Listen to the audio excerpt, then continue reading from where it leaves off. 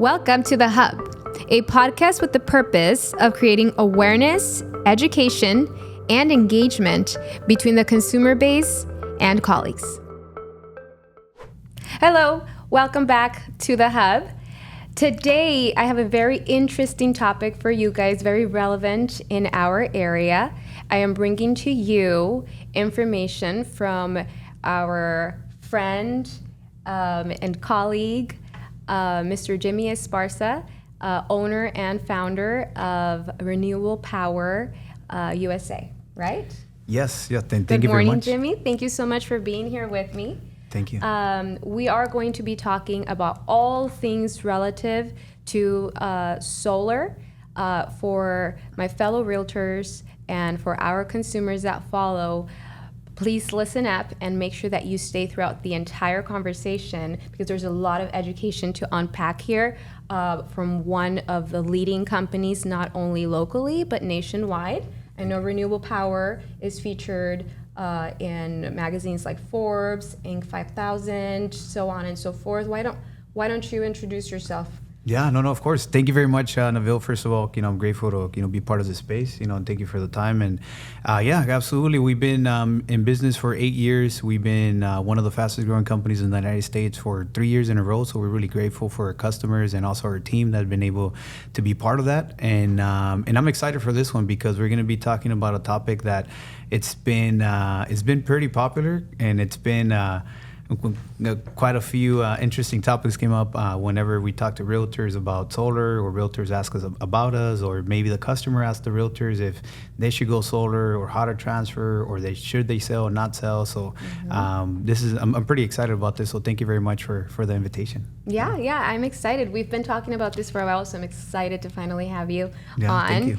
And let's dive right in. You tapped into a topic that's very part of the reason why we're here. Yeah. And that is that our industry, and that is the industry of real estate, and your industry correlate, right? Yes. Solar panels go on homes or Yeah. on properties, right? So, and that's where a lot of the education is going to be today. Right, so let's dive right in. And I was listening to some nationwide stats, just trying to prep for my conversation with you, and I heard something along the lines of 8 to 10% of homes nationwide currently already have solar. Yeah. Now we do live in the sunniest city on earth, Yeah. so I can only assume that our local stats are going to be higher than that. Approximately where do we sit right now? I know that you've been doing solar with your own company, Renewal, for 8 years, but you've been at this for 12 years, Yeah. right? So what percentage of homes in our community would you say that have solar right now?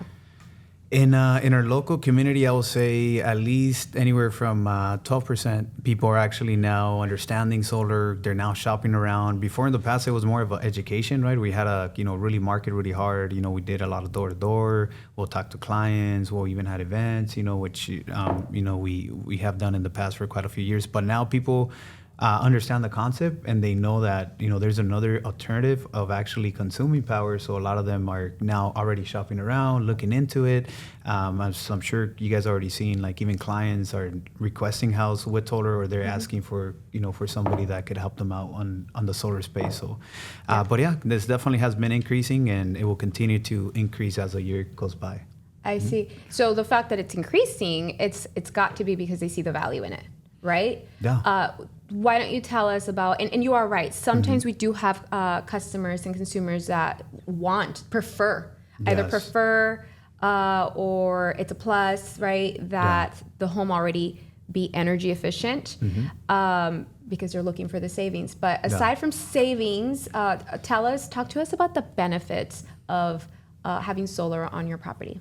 Yeah, I think one of the biggest benefits and that customers love is not only are they going to be able to save money on their electricity bill, but they feel a better peace of mind whenever they're walking into a house that already has solar, because they already know how much they're going to be spending on electricity. And most of the time, it's at least anywhere from 30 to even 40% of savings compared to the traditional way of actually using power. So, for example, including putting myself in the customer shoes, is like whenever I'm moving to a bigger home, I'm calculating, bigger expenses, right? I'm like, oh, you know what? I'm going to upgrade or I'm going to change. So I got to, make sure I do my my Or math you've got right. a budget. I Gotta gotta make sure you can cover it all. Yeah, exactly. So if I walk in a house that doesn't have solar, I would prefer for the house to have solar because I know, I'll have a little bit more money in my pocket so I could, pay for other expenses. So that's a big one. Peace of mind, right, when it comes to that.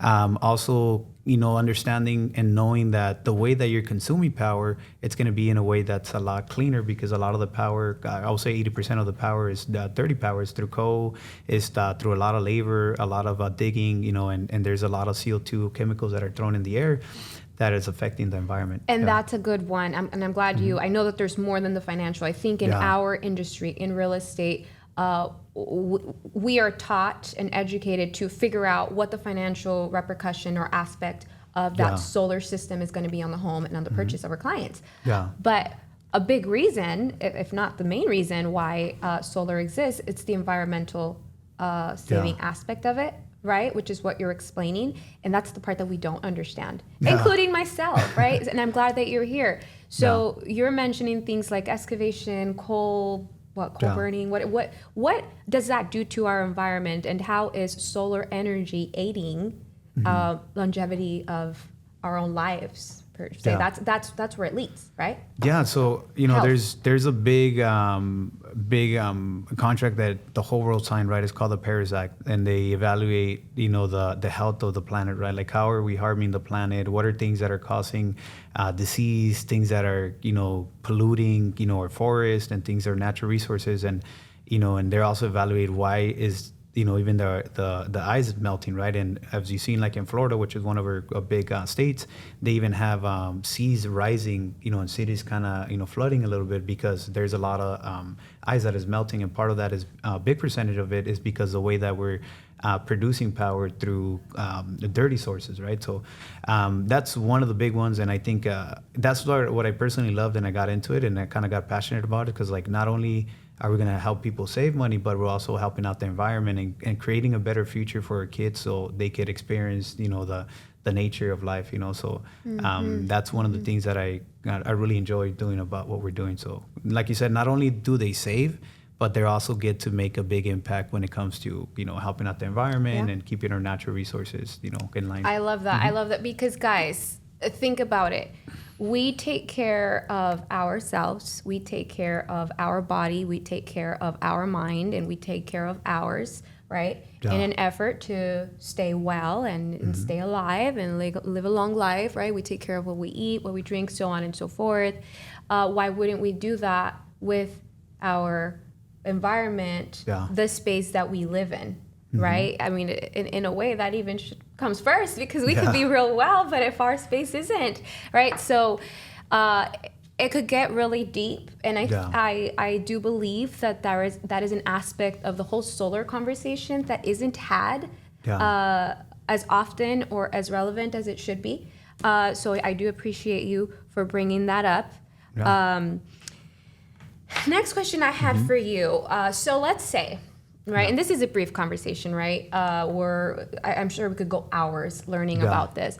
But so let's say that somebody is interested in what we are talking about, and they go on and they do their research and they buy in to what a lot of people have already bought into, which is switching and acquiring their energy with solar sources. How does one get started? I could tell you from beginning to end how a consumer will get started purchasing a home. But, in your industry, in your world, how does somebody that already owns a property get started? We could definitely dive into that. And something to touch back in the question that you had, which was a really good question. And it's important to bring it up because a lot of the times as consumers, we just looking into how can I save, how can I get it cheap, how can I do this, right? And I think one of them, and to kind of tap into the question that you're asking right now, is like looking into the product itself, right? And how you're supporting and helping the environment while you're also even saving at the same time. So a big resource, which is everybody has access to it, right, is YouTube, right? Like for example, I have my brother's a musician. He went to school for music, but he also learned how to play guitar on YouTube, right? Even as being an entrepreneur, self-taught, right? Yeah. So even as an entrepreneur and in sales, like, obviously I went to school, I did what I had to do and certifications and everything, but I also went to YouTube, right, and discovered and looked for people that are doing it and educate myself a little bit more. And to the day, right, I still do it. So I think that's a good start for the homeowner. Go on YouTube, get educated. Google, to start to get educated. Get like anywhere from 2 to 3 bids, and see which one's going to be the best option, and go from there, right? Like who's bringing you the trust, and then I think, by you making the decision, are you just doing it just for yourself, or you're doing it for a bigger purpose, right? Which is like, one, obviously you got to make sure that it's something that's going to help you, be a little bit more financially stable. And then after that, you as a consumer, you have the power to, give your business to an organization that's giving back, that is also contributing to expanding and creating a better quality of customer experience as well. So I think that's one of the important things, right? Keeping that in mind. And don't fall into the cheapest, because I do see a lot of customers where, and I get it myself. I would like to get affordable stuff, right? We all like to save. I know you. I know you in the real estate world too. Yeah, no, for sure, right? We all want to, get the best, the cheapest. But then this is one of the things that I've learned. I love to buy stuff, and the reason that I like to buy stuff is because with brands is because I learn so much from the brands and from companies, and and I get inspired through it, right? Just for example, right, from you guys, Realty, there's quite a few transactions that we've done, buying, selling, managing, and a lot of stuff that we've done, and I've learned as well, right? So one of the things that I've learned from an amazing company, and it's these guys are like nationwide brand, and I purchased from them, and they were offering me a service, and they said, you know what, I'm gonna give you the top quality, but I'm gonna give it to you at the third cheap price package, right? And I'm like, okay, well, yeah. It's like, what if I give you that? He told me, and I said, yeah, well, I'll take it. And I was like, I'll take it. It's like, I'm gonna give you. It's like, I'm gonna give you some advice, right? I'm a little older than you. He told me, and I was like, okay, I'm sure. Wisdom. Yeah, some wisdom. I was like, I'll take it, right? It's like, if somebody offers you a deal like that, don't take it. And I'm like, whoa, what do you mean? It's like, because most likely that deal is not possible to do, because you cannot pay this much to get all these services and all this. It was a timeshare, but it was a really amazing brand, right? It's like it's just impossible for you to pay that amount and for you to get all these services, right, and everything that that's included. And it's like, and I was like, and it got me thinking. I was like, yeah, that does also happen, I'm sure, in your industry, right, in our industry. And sometimes the customers could shoot themselves on their foot, by chasing that. So he was explaining that doesn't really exist. So because somebody can promise something for a lower amount, but what you're really going to deliver, like I'm putting that into my real estate world. I can go on a listing appointment and I can name my rate, which we can't name on air, but I can name my rate. And my client can shop me and say, well, I've been told this and I can want lower. Yeah. I can say, well, I can do that. I can still give you my service for that. But internally in my world, it's like when I have, that affects the service when in terms of the volume that you've got going on, right? Because at the end of the day, it is our trait and it is our livelihood, right? So how do you offer the same service and value, right, for a lower cost when, again, it's your trait and your livelihood? Yes, and that's that was a big learning experience from somebody that's in consulting and selling, and from a good brand.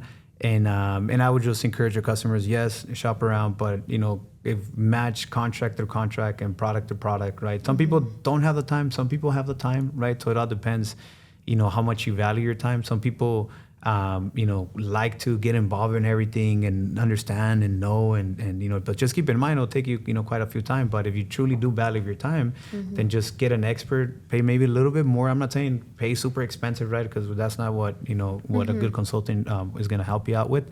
But maybe pay a little bit to help you save some time and give you a peace of mind and give you a quality of work. And that's one of the things that I encourage everybody.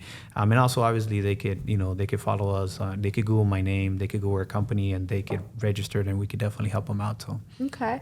So definitely go out, get educated. The internet does a wonderful job, Yeah. right, at providing us with the resources to do so. And then shop and compare, right? Yes. Now, you guys, Renewable Power, you founded that company. That is your baby. You know, and you guys are 8 years strong, and you are Yeah. no longer just local. You started locally. We started locally, right? yeah. But I do know that you are now in a couple of cities in Florida. So you're in the state of Florida. Yeah. You're in the state of California.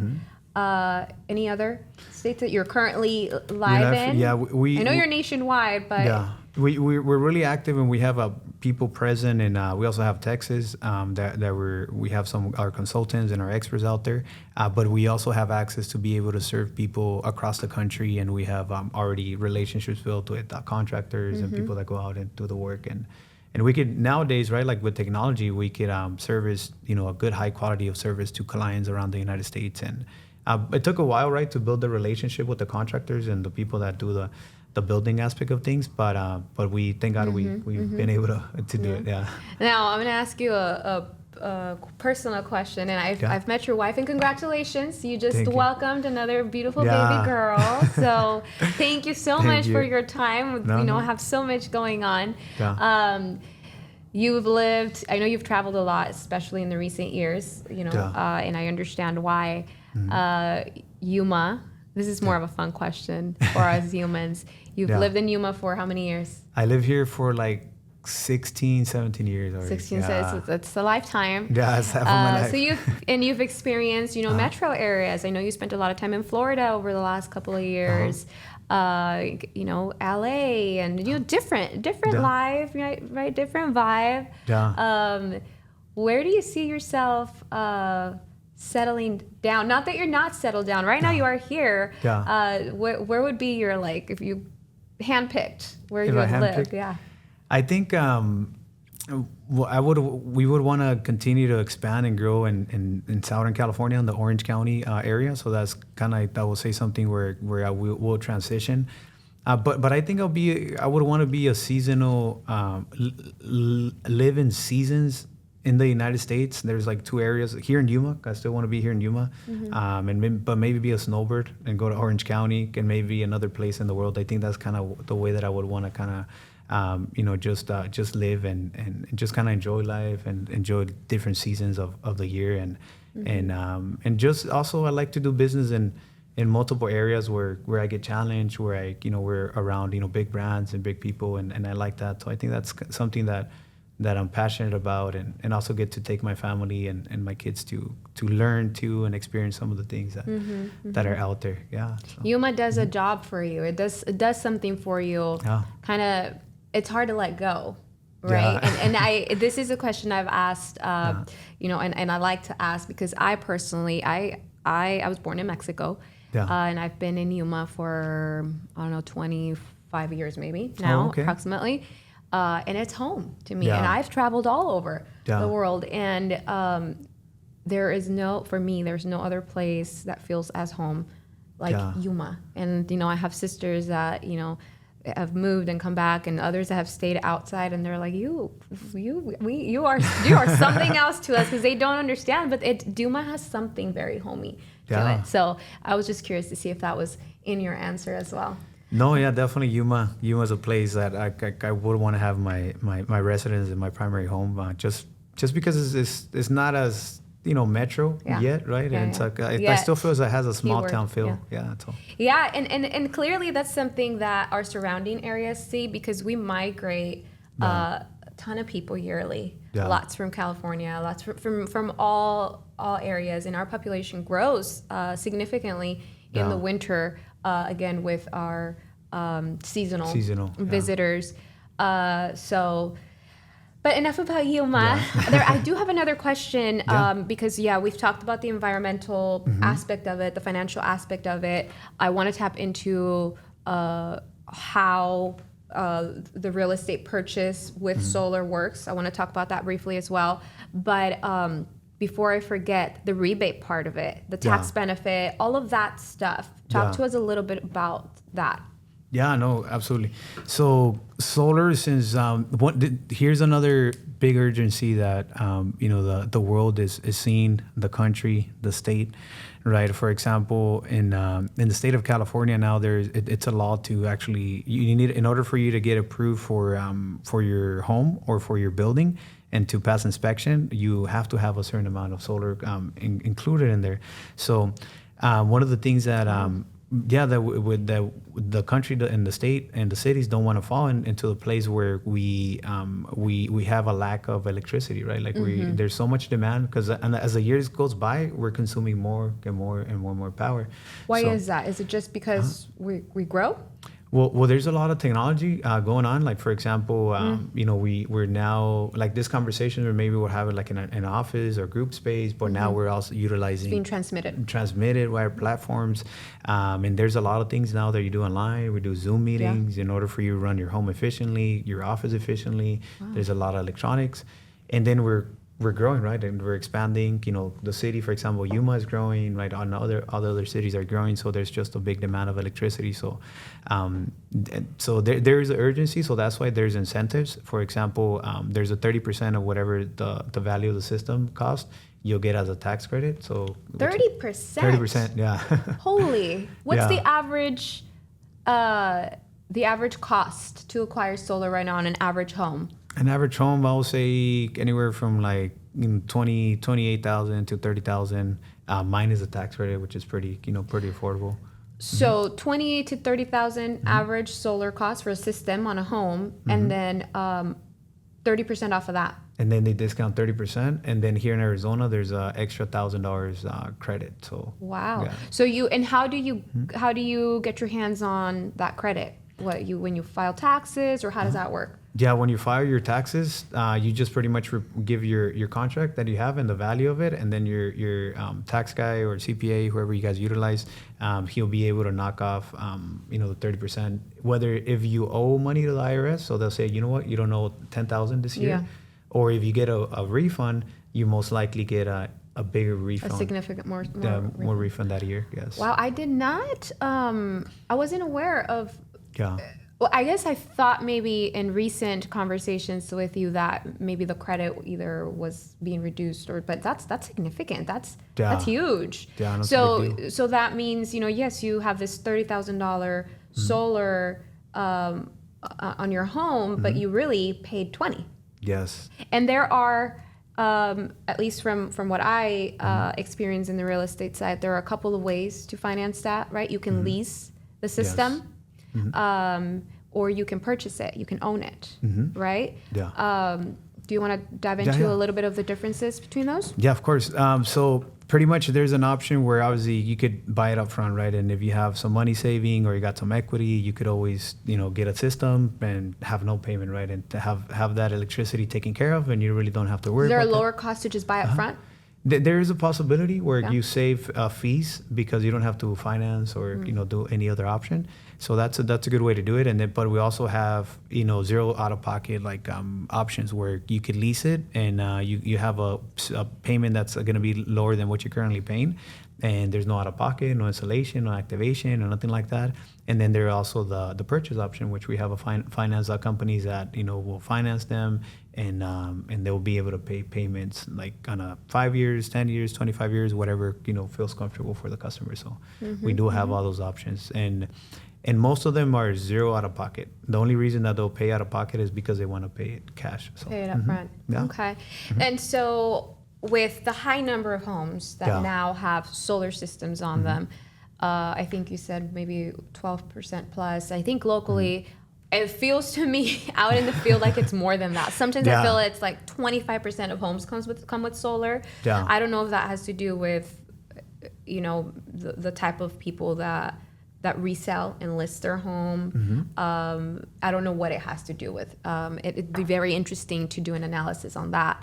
But it Yeah. feels to me like 25%. Like 1 out of 4 homes that I'm Yeah. selling or listing has Yeah, here in solar town, system. yeah, and as long as I'm here, it's gonna increase. No, just- Right? You guys do a great job at that. Yeah. So what I experience, and this is the good stuff for my my peers and colleagues and everybody in the real estate world is it's very important to know as an agent if there is a system in place. Sometimes you can just see it, sometimes it could be somewhere, right, where it's not as visible right off the bat. So it's very important for us to disclose and let the consumer and the buyer know that this home is a solar home and it's going to come with a solar system, because there's not just the benefit of having it, but there's also the we can call it liability of is there a solar loan that I need to transfer onto my name? Yes. Or a solar lease that I need to take over. And there's a process for that, right? There's usually, and you can correct me if I'm wrong, but I find that usually the owner of the property needs to initiate a transfer with the servicing. Is it a servicing company? Yeah. So, for example, we could go on a real live scenario, right? And we just you helped me list a house, and and we closed like 2 days ago, and that one had had solar, and the options that we utilize. Me as an investor, I said, you know what, I'm gonna, we did some upgrades. I'm gonna add, solar into the house to make sure that it's attractive to the customer and they can save some money. So we utilize the easy companies. The companies are the easier to transfer, right? Because I know, what you guys did. We initiate the process. We just let them know, hey, we're gonna sell the house. There's a department. And that department pretty much does all the paperwork and then hands it off to, to the realtor or the escrow company, whoever's going to be doing all the paperwork in the back end. And we make it as easy as possible to transfer it over. And it's just that easy as they DocuSign the agreement. We DocuSign it as owners or investors or whatever, the name goes for that. And that's pretty much it. Yeah. And then the customer will, it was very easy. Yeah, so I remember. So that's pretty much the way that we do it, and we try to make it easy for everybody. Simple, because it's a team, right? Like we're and also, there's no cost to transfer, right? If I remember correctly. So the big pointers for the agent out there is disclosure, number one, right? As always, disclosing that there is a system, and due diligence, and that's going to come with. In this case, right, there's a solar either lease or purchase contract that needs to be read in its entirety. That way, the purchaser of the home, which is going to be the new owner of that solar system, can understand what they are buying into, what they are assuming, from terms to timeline and all of the things, right? So it's going to be disclosure and due diligence, because the transfer process is seamless. It's effortless, really. Are they still selling non-transferable systems? I have. I think I've come across maybe one or two in my entire career. So it's not very common, but I do wonder. They were normally older systems. I don't know that I've seen any newer ones that are non-transferable. Most of them are. But I think we're in the stage and time where like realtors, mortgage officers, like they would need to kind of have a really good relationship with the solar company, right? Where you guys could always let us know and DM, or we could absolutely support, because it will help them navigate. Because most of them are transferable, and they just gotta maybe understand a little bit about the perspective of the contract, right? So understanding that maybe this is not the ideal client for this house, right? And sometimes it's tough, right? Because you're like, oh, it took me so long to bring the client, and I want him to get that house, but he doesn't want the solar, or he doesn't want this contract, and that's where it gets a little bit complex and complicated. Just because maybe they don't have that support. But what I encourage everybody is to, find that the relationship with somebody that's an expert and understands how to do it, because most of them should be transferable. Okay. And what I think, for example, when I was talking to a client not too long ago, is like sometimes it's okay if the customer maybe doesn't qualify for the loans ones. Those are the ones that get a little bit more complicated when the customer has a loan. Then in a way you kind of have to move on, because it's like, you're not going to make the seller remove a system, right, or give all his profit to pay off the system. It's just sometimes you got to say, you know what, this is not the ideal client for either this it isn't a fit, or there are scenarios where it can't be negotiated, right? Like, well, I will give you more for the house, but you pay it, right? Yes, there's those scenarios. Come to a compromise. Yeah, and just like you've done a lot of transfer with them, and I know I've been in calls with with you for your team as well, and we're willing to help out, and because obviously you want to make sure you do whatever you can possible. So next time, I guess that we hear non-transferable, we'll call you so you can help us out through that. It's not very common, but All of that is very good information, very helpful, but I do want to tie things to, I am a real estate broker. It's of what I live, breathe, bleed, everything, right?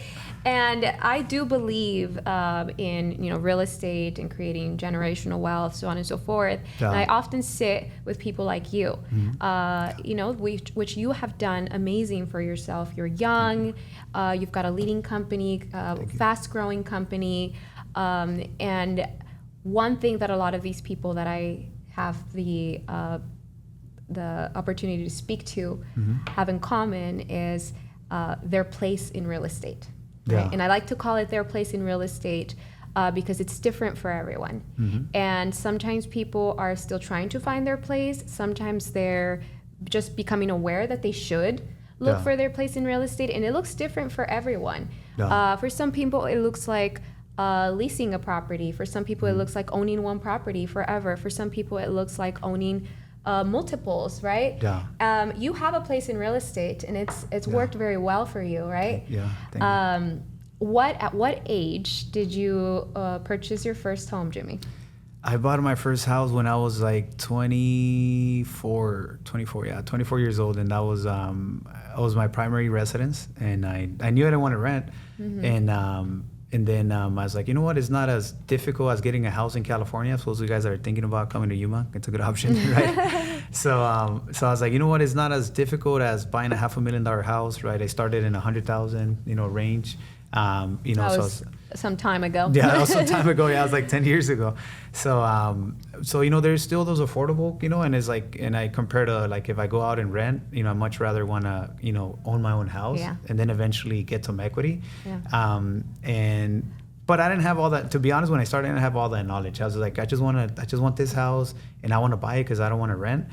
Because it doesn't make sense for me to rent. Yeah, right? You weren't fully aware. Yeah, you weren't a true believer yet in real estate, right? But I do know that since your first primary home, you have done a lot of moves. Yeah. And they've propelled you and led you to growth, right? Yes. And I want to. We'll probably wrap up with that because it'll take us a while to unpack. I'm passionate about real estate, of course. Yeah. So, and I bought my first home at 19 going on 20. I was very young too. Yeah. And I have no regrets about it. But it's often that first home that opens up the door, whether it be in equity, in risk taking, so on and so forth, to other things. Yeah. So since that first primary home, you opened yourself up to acquiring, I know you own residential rentals. Yeah. Right?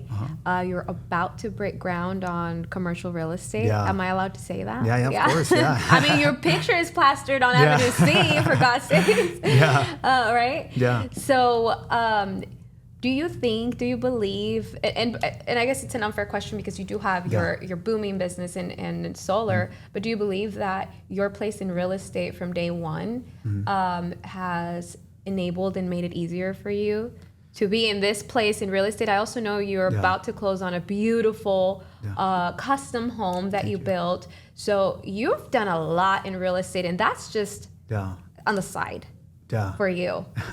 Right? I think it's been a key because as I'm growing the business, right, and you creating some profit, I believe that you gotta make sure you make the right investments, right? Because in the beginning, you're just trying to survive in business.